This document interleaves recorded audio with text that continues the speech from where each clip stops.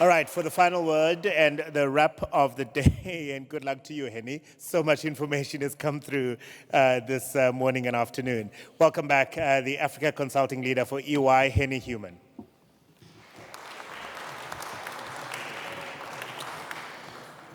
Thank you, colleagues. Thank you very much. So we started the day focusing on the challenge, and I think the challenge of scarcity, the challenge of economics, the challenge of funding, all of these challenges are known to us, and I think it's all about collaboration around finding solutions to this.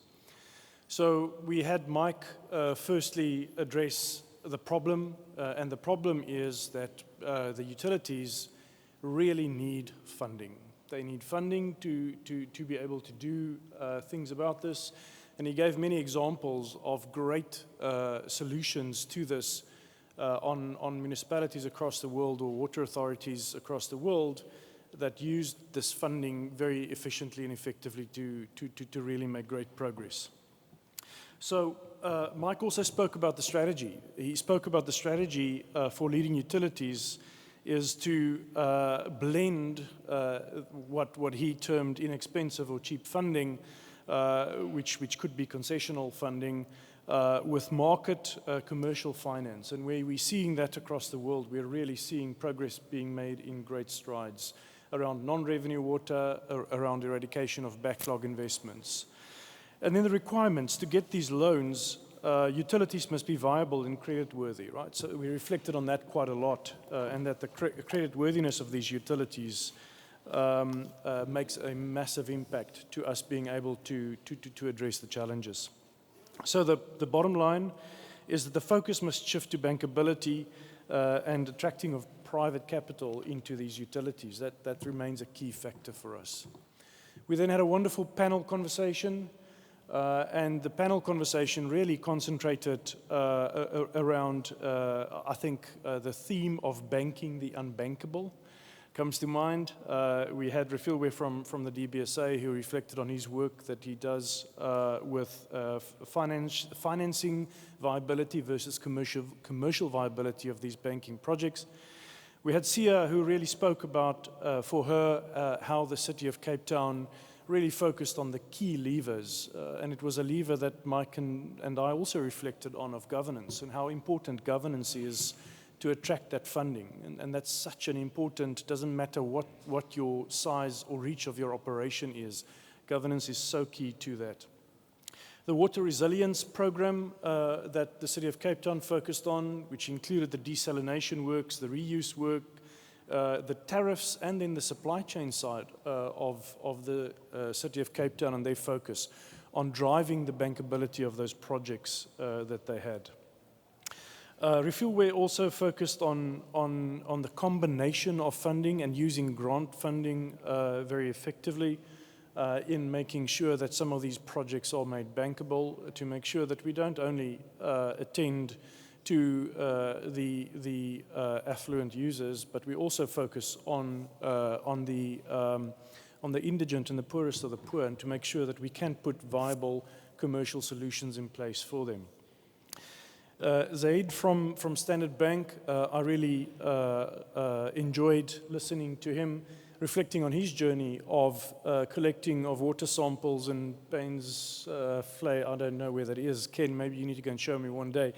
And moving that into the commercial sector finance and the great work that Standard Bank is doing in support of this. I mean, I think it made me reflect on some aspects, and I've really been thinking about this for a while, about how do we get the momentum that has been there for some time now around the solar finance and solar work into the water sector, and thinking about that. And I think that challenge is still yet to be solved.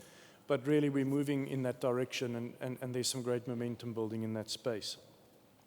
So the innovative water funding solutions that Standard Bank is implementing in the space really is exciting, and we look forward to hearing more about that. We then had the breakaway sessions with the different groups, and I used bit of data and AI. I did a recording of the session, and I asked it to build me a conceptual map of the themes that were being spoken about in those sessions. And the themes, surprisingly, I think you would all resonate with, are accurate, right? So governance and regulation, many of our breakaway groups had that as a key theme. There was also the technical and infrastructure backlogs and challenges that had to be addressed, came out as a key theme. Finance and funding, non-surprisingly, came out in probably every group, but that was part of the brief, so I'm not surprised about that.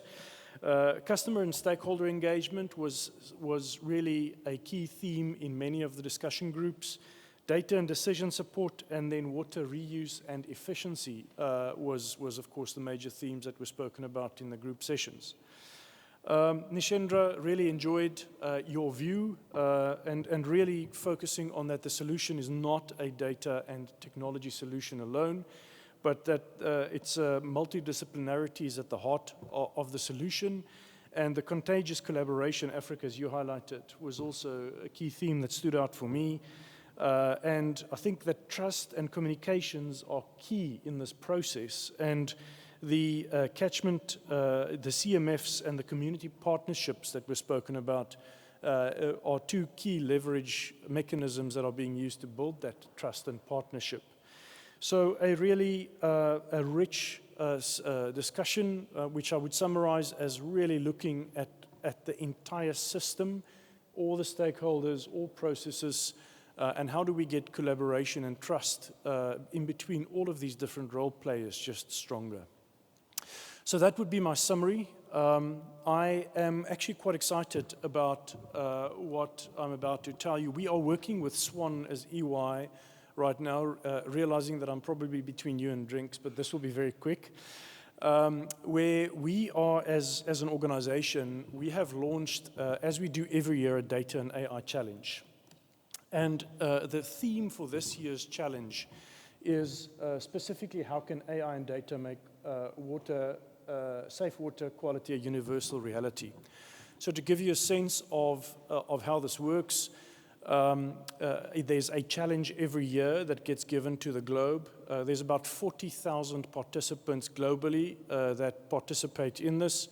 And then there's a bit of a prize giving. I think where the exciting part of this to me comes in, and I'll go through a bit of the detail now. But the invitation here is to all of the people in this room and all SWAN members really to see how do we utilize and employ what is being developed by these global thinkers around this topic in your environment. So previous year topics included the control of wildfire, food security in Southeast Asia, and we are really fortunate this year that the theme for this year is about what I've just mentioned to you. And it is really about young professionals, universities, and people active in the space, looking at AI, machine learning, and data to come up with solutions for this particular problem. Now, what it entails is that the United Nations Environmental Program data gets used. This includes geospatial data. It includes water quality data from the area. And in this particular case, we're specifically looking at water bodies across Africa. And we are asking for the build of machine learning and AI models to predict water sustainability for health and well-being. To also look at understanding the impact of environmental and climatic drivers of this water quality, and also to promote the continued measurement and AI analysis of water and quality around the world. This would be specifically around the alkalinity, salinity, and phosphorus content of water, and specifically focusing, of course, on inland water resources.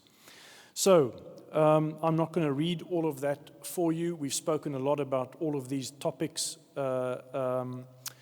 today and the need for this challenge. I think it was not planned to be launched here today. The competition actually ends this week. So the objective of speaking to you about this today is not for you to participate in this. It is maybe saying to you, watch this space. We will shortly be, through SWAN, be making the results available of this competition. and that you as stakeholders in the community are free to reach out and to have access to whatever's being developed here. So, as I mentioned, United Nations Environmental Programme and GEMSTAT are the data sources for the work that's being done here. And really, it looks at satellite-based environmental data sets, weather data, and other potential data around air quality, soil conditions, etc. And then we're asking our participants to develop these models. So we will look at these models, and as a phase 1 goal, look at the AI and machine learning models. And then as a phase 2, there's a finalist team that will develop business plans on how this could be leveraged. And I think that could be very interesting to all of you. So with that, there is a full day tomorrow. Some of the topics that we are talking about tomorrow includes the use of data and AI in water, amongst others. And I really look forward to tomorrow, Africa. Thank you.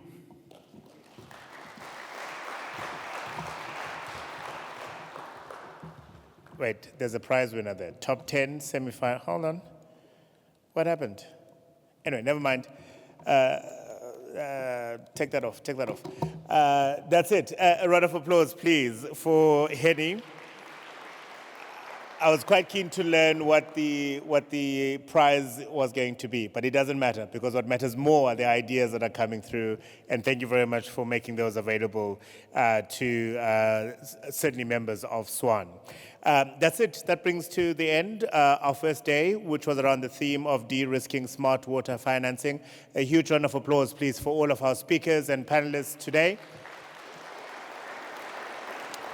And thank you very much for your engagement and your participation. All the slides and presentations will be made available to you after the conference. Tomorrow is a slightly earlier start to the day. The check-in is between 8 and 9, after which we'll have Dr. Sean Phillips from the Department of Water and Sanitation National Government, starting off our day, where we'll be shaping the continent's smart water future. I'm looking forward to seeing you tomorrow morning. Have a wonderful rest of your day, everyone.